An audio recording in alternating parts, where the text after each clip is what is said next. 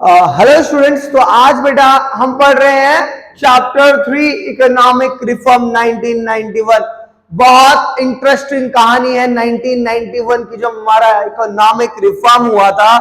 और बेटा अक्सर मैं इस बात को कहता रहता हूं कि इंडियन डेवलपमेंट तभी समझ आएगा जब इंटरेस्ट आएगा, जब चीजें जानने के लिए आप इच्छुक होंगे कि अच्छा ऐसी ऐसी चीजें हुई थी, लिबरलाइजेशन हुआ था, प्राइवेटाइजेशन हुआ था, ग्लोबलाइजेशन हुआ था, क्यों हुआ था, कैसे हुआ था, क्या क्या चीजें हुई थी। तो इंटरेस्ट आना बहुत जरूरी है। तो चलिए जरा पढ़ते हैं, डिस्कस करते हैं इकोनॉमिक रिफॉर्म 1991 पे।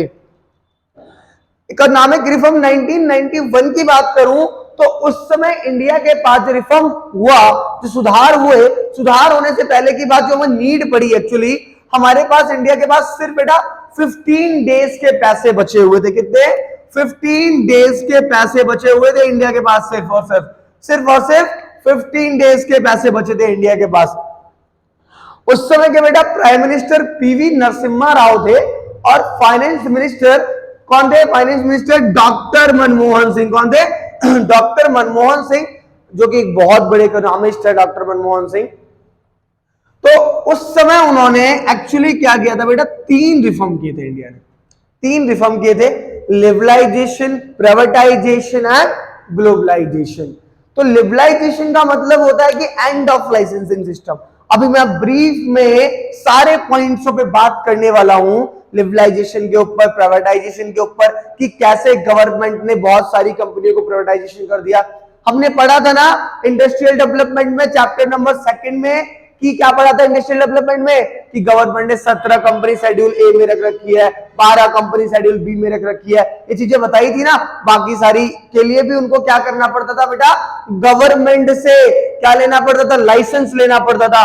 बट जब ये रिफॉर्म हुआ, जब इंडिया के पास पैसे बिल्कुल खत्म होने की कगार पे थे, तो उस समय गवर्नमेंट ने बोल दिया कि अब आपको कोई लाइसेंस की नीड नहीं है, अब आपको कोई रिस्ट्रिक्शन नहीं है, आपको जैसी कंपनी खोलनी है आप कंपनी खोलिए, आप काम करिए, आपको कोई लाइसेंसिंग सिस्टम की कोई भी नीड नहीं है।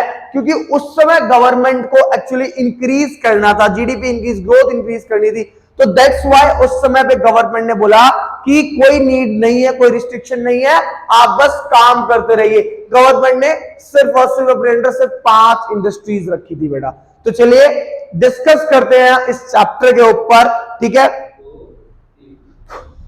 तो कंपोनेंट ऑफ इकोनॉमिक रिफॉर्म क्या क्या बताया था? लिबरलाइजेशन, प्राइवेटाइजेशन एंड ग्लोबलाइजेशन, ठीक है। अब लिबरलाइजेशन की कहानी भी बिल्कुल ब्रीफ में पढ़ेंगे, उससे पहले तो जान लेते हैं रीजन फॉर इकोनॉमिक रिफॉर्म। मैं 100% गारंटी देता हूं, अगर आपने बिल्कुल कंसंट्रेशन के साथ यहां पे देखा तो आप कभी नहीं भूलेंगे रीजन फॉर इकोनॉमिक रिफॉर्म। क्या रीजन था, हमें क्यों इकोनॉमिक रिफॉर्म करना पड़ा? क्या रीजन था? रीजन है rise in price. Price are rise continuously in India. The inflation rate increased from 6.7 to 16.7।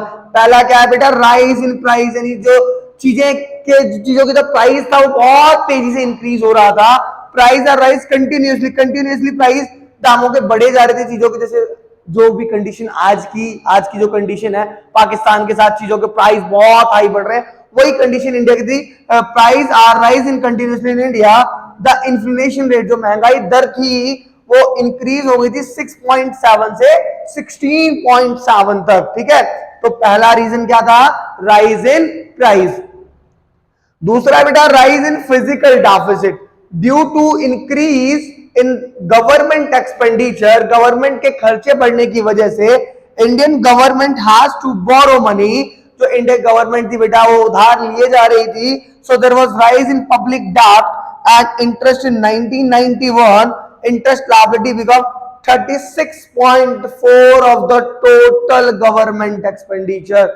यानी गवर्नमेंट जितने खर्चे कर रही थी 100% में से 36.4% सिर्फ और सिर्फ इंटरेस्ट जा रहा था।